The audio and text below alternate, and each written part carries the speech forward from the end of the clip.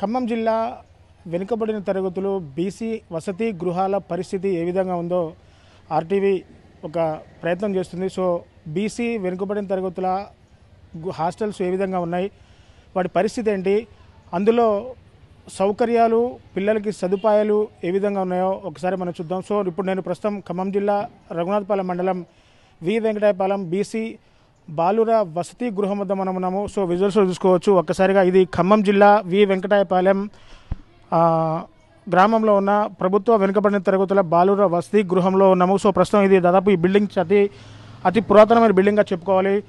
So దీన్ని మొదటగా 1976లో అప్పటి కలెక్టర్ దీన్ని ప్రారంభోత్సవం చేశారు. So BC hostel foundation stone చెప్పేసి కూడా పూర్తిగా జహీర్ అహ్మద్ కలెక్టర్గా ఉన్నాడు. 12/2/1972లో దీన్ని ఇనాగ్రేషన్ చేశారు. అప్పటి నుంచి కూడా ఈ భవనం పూర్తిగా బీసీ హాస్టల్గా అందుబాటులో ఉంది.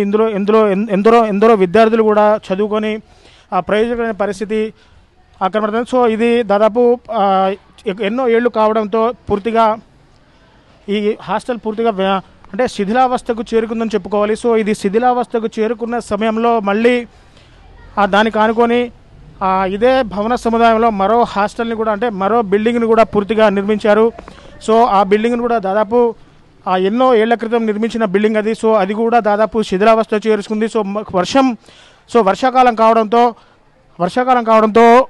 పైన కురుస్తుండటంతో పూర్తిగా ఆ నల్ల టార్బాలిన్ వేసి పైన కప్పిన పరిస్థితి కూడా ఇక్కడ ఆర్టీవీ విజువల్స్ చూసుకోవచ్చు. పూర్తిగా పైన పట్టా కప్పి అంటే ఇక్కడ పిల్లలు కూడా హాస్టల్లో చదువుకుంటున్నారు. సో ఆ స్కూల్లో చదువుకొని హాస్టల్లో వసతి గృహం కాబట్టి ఇక్కడ ఉంటారు కాబట్టి ఇది కూడా సో పూర్తిగా వర్షానికి కురుస్తుండడంతో పైన కూడా నల్లని టార్బాల్ వేసి కప్పిన పరిస్థితి ఇక్కడ విజువల్స్ చూసుకోవచ్చు. ఈ భవనాన్ని కూడా అంటే 1972లో కూడా ఒక భవనాన్ని నిర్మించారు. ఆ భవనం పూర్తిగా శిథిలావస్థకు చేరుకోవడంతో మళ్ళీ 1994లో కూడా ఇంకో భవనాన్ని అయితే ఇక్కడ కేటాయించారు. సో అప్పటి ఆంధ్రప్రదేశ్ ప్రభుత్వం సాంఘిక సంక్షేమ శాఖ వి వెంకటాయపాలెం వెనుకబడిన తరగతుల బాలుర వసతి గృహం చెప్పేసి కూడా సో పూర్తిగా రంగయ్య నాయుడు కేంద్ర విద్యుత్ శాఖ మంత్రులచే పూర్తిగా శంకుస్థాపన చేయబడింది. సో పూర్తిగా చూసుకోవచ్చు 20/8/1994లో కూడా ఈ భవనాన్ని పూర్తిగా నిర్మించారు. సో అప్పటి నుంచి కూడా ఈ భవనం పూర్తిగా అందుబాటులో ఉంది. కానీ కాలక్రమేణా దాదాపు 1994 కాబట్టి ఇప్పటికీ చాలా సంవత్సరాలు అయింది కాబట్టి ఈ భవనం కూడా కొంత నిరుపయోగంగా మారిందని చెప్పుకోవాలి. సో వర్షాకాలంలో వర్షానికి కురుస్తుండడంతో ఆ పైన ఆ పట్టా కూడా కప్పిన పరిస్థితి సో ఇక్కడ ఈ హాస్టల్ వద్ద అయితే కనబడుతుంది. సో ఇక సౌకర్యాల సదుపాయానికి వస్తే పూర్తిగా వాళ్ళకి మరుగుదొడ్లు ఎలా ఉన్నాయి, స్నానం చేయడానికి దొడ్లు ఏ విధంగా అందుబాటులో ఉన్నాయి అవి కూడా ఒకసారి చూసే ప్రయత్నం చేద్దాం. సో పూర్తిగా ఇక్కడ సౌకర్యాలు కూడా చూద్దాం. ఇక్కడ వాటర్ ట్యాంక్ ఫెసిలిటీ కూడా వాళ్ళకి కల్పించారు. సో ఇట్లా స్నానపు దొడ్లు కూడా పూర్తిగా అందుబాటులో ఉన్నాయి, మరుగుదొడ్లు కూడా పూర్తిగా అందుబాటులో ఉన్నాయి. కానీ పిల్లలంతా కూడా ఎక్కడా కూడా స్నానపు గదుల్లో స్నానం చేసే పరిస్థితి ఇక్కడ కనబడలేదు. పూర్తిగా చూసుకోవచ్చు ఇక్కడ స్నానపు గదులకు పూర్తిగా కూడా తాళాలు వేసి ఉన్న పరిస్థితి అయితే ఇక్కడ ఈ హాస్టల్లో పూర్తిగా కనబడుతూ ఉంది. సో ఇక మరుగుదొడ్ల విషయానికి వస్తే మరుగుదొడ్లు కూడా కొంత పిల్లలు వాడాలి కానీ చాలామంది కూడా మరుగుదొడ్లను వాడుతున్నారు. మరుగుదొడ్లు కూడా కొంత క్లీన్గానే ఉన్నట్టు ఇక్కడ పరిస్థితి కనబడుతుంది. సో ఇక్కడ పిల్లలు ఆరు బయట ఇక్కడ వాళ్ళు బట్టలు కూడా ఆరు బయటే వాష్ చేసుకున్న పరిస్థితి ఇక్కడ కనబడుతుంది. సో పిల్లలు అంటే ఉదయం నుంచి సాయంత్రం స్కూల్కి రాగానే స్కూల్ నుంచి మళ్ళీ రాగానే వాళ్ళ బట్టలు కూడా వాళ్ళే వాష్ చేసుకున్న పరిస్థితి కనబడుతుంది. సో పూర్తిగా ఇక్కడ వాటర్ ట్యాంక్స్ కూడా అందుబాటులో ఉన్నాయి, పిల్లలకి సోపులు కూడా అందుబాటులో ఉన్నాయి, వారి బట్టలను వారే ఇక్కడ ఉతుక్కుంటున్న పరిస్థితి కూడా కనబడుతుంది. సో మనం ఒకసారిగా హాస్టల్ లోపలికి వెళ్దాం.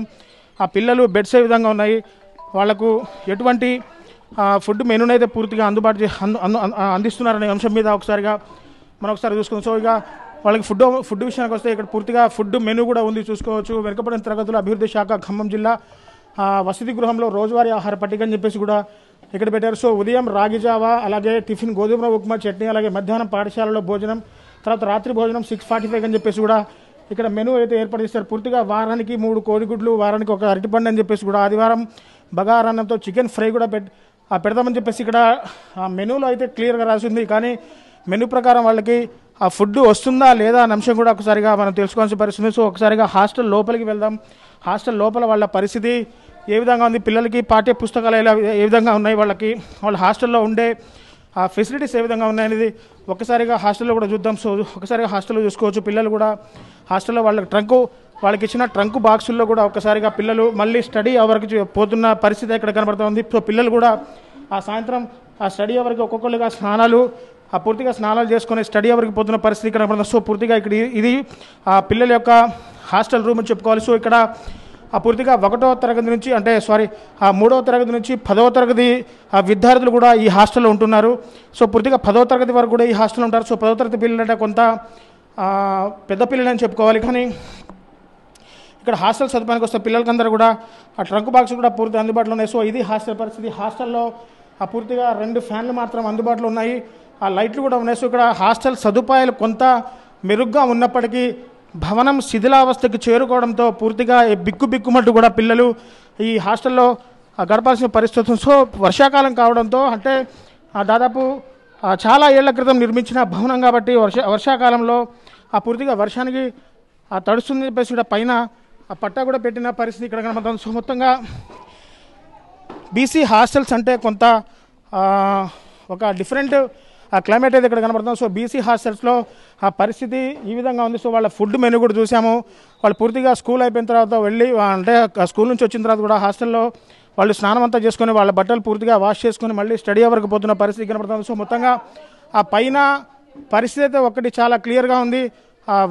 వర్షాకాలం కాబట్టి వర్షానికి పూర్తిగా భవనం కూడా చాలా పాత భవనం కాబట్టి 1990లలో కట్టిన భవనం కాబట్టి కొంత వర్షానికి కొంత కురుస్తుందని చెప్పుకోవాలి. సో ఏది ఏమైనా తెలంగాణ ప్రభుత్వం ఇప్పటికే పాఠశాల విద్యలకు అంటే హాస్టల్స్కు పెద్దపీట వేస్తుందన్న ప్రభుత్వం ఒకసారిగా ఈ హాస్టల్స్ని చూస్తే తెలుస్తుంది. ఈ హాస్టల్లో అంటే చాలని భవనాలలో ఆ పిల్లలు ఇరుకు గదుల్లో పిల్లలు వాళ్ళు జీవనం సాగిస్తున్న పరిస్థితి కనబడుతుంది. సో ఇప్పటికైనా తెలంగాణ ప్రభుత్వం వెంటనే స్పందించి శిథిలావస్థకు చేరుకున్న భవనాలన్నింటినీ కూడా నూతన భవనాలు మంజూరు చేసి నూతన భవనాల్లో పోయేంత వరకు ఎక్కడన్నా అంటే టెంపరవరీ పద్ధతిలో పిల్లల్ని అక్కడ ఉంచితే బాగుంటుంది. సో జరిగితే ఏదో ప్రమాదం జరిగితే దానికి బాధ్యులు ఎవరుంటారని చెప్పేసి కూడా అటు ప్రశ్నలు తలెత్తున్న పరిస్థితి కూడా కనబడుతుంది. సో మొత్తంగా ఈ భవనం పూర్తిగా అంటే ఇక 2 భవనాలు ఉన్నాయి. 1976లో కట్టిన భవనం ఒకటి ఉంది, 1994లో కట్టిన భవనం ఒకటి ఉంది. సో పూర్తిగా 2 భవనాలు కూడా పూర్తిగా శిథిలావస్థకు చేరుకోవడంతో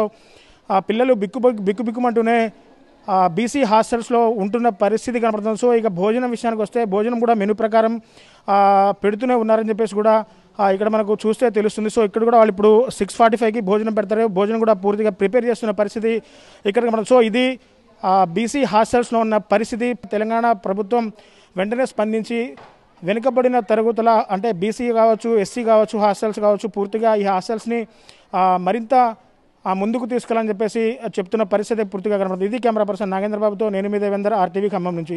మరిన్ని వీడియోస్ కోసం ఛానల్ ని సబ్స్క్రైబ్ చేయండి, లేటెస్ట్ అప్డేట్స్ కోసం వాట్సాప్ ఛానల్ ని ఫాలో చేయండి అండ్ లింక్ డిస్క్రిప్షన్ లో ఉంది.